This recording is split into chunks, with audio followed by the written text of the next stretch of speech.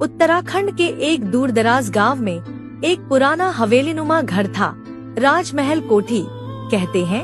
वहाँ वर्षों से कोई नहीं रहता, लेकिन रात को अक्सर खिड़कियों में परछाइयाँ दिखती हैं और एक औरत की चीखें सुनाई देती हैं।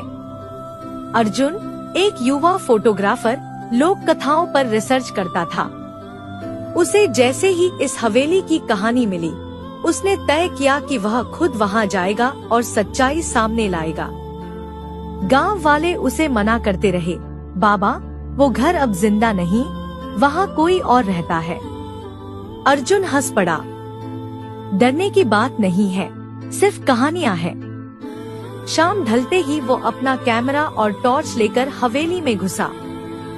हवेली में घुप्प अंधेरा था। दीवारों पर पुरानी तस्वीरें थी जो धूल में लिपटी हुई थी। हर कदम पर फर्श चरमरा रहा था।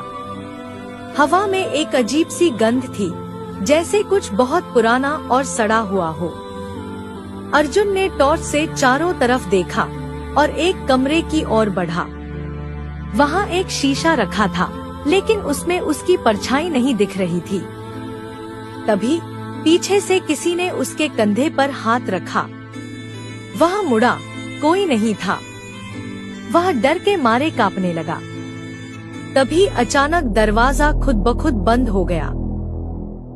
टॉर्च की रोशनी टिमटिमाने लगी और कैमरा अपने आप क्लिक करने लगा।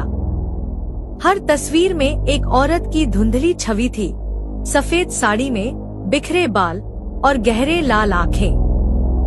अर्जुन ने दरवाजा खोलने की कोशिश की, लेकिन वो जैसे किसी अदृश्य ताकत से बंद हो चुका था। तभी एक धीमी आवाज गूंजी, तू भी मुझे छोड़ जाएगा क्या? अर्जुन चीख पड़ा।